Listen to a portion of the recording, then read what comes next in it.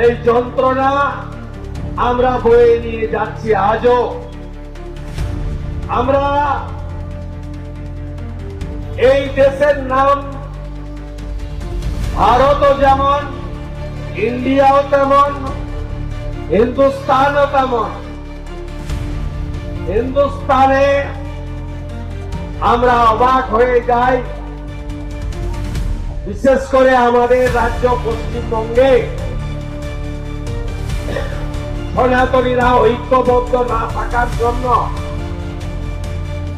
আমাদের উপরে কত আক্রমণ নেমে আসে প্রতিনিয়ত। সবচেয়ে ধর্মীয় কারণে উৎপীড়িত হওয়া জেলার যদি নাম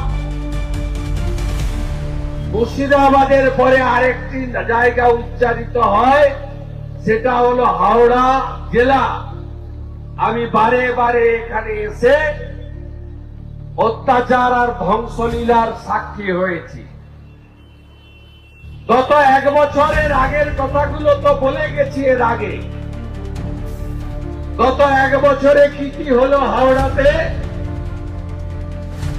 গত এক বছরে হাওড়াতে শ্যামপুরে বিজয়া দশমীর দিন মা দুর্গাকে মুন্ডচ্ছেদ করা হলো। একটা নয়, 5টা মূর্তি। আর কি হলো?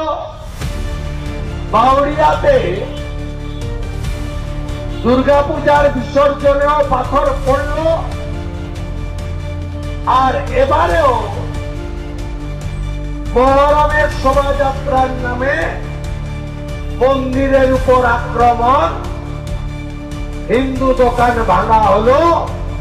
অনেক লড়াই করে কদিন আগে আমি ওখানে ঘুরে এসেছি, আপনারা জানেন। আমরা দলে দলে বিভক্ত হব না। বিজেপি, তৃণমূল, সিপিএম, অমুক তমুক विभक्त होना। हिंदू हित में जो काम करेगा बंगाल में वही राज करेगा।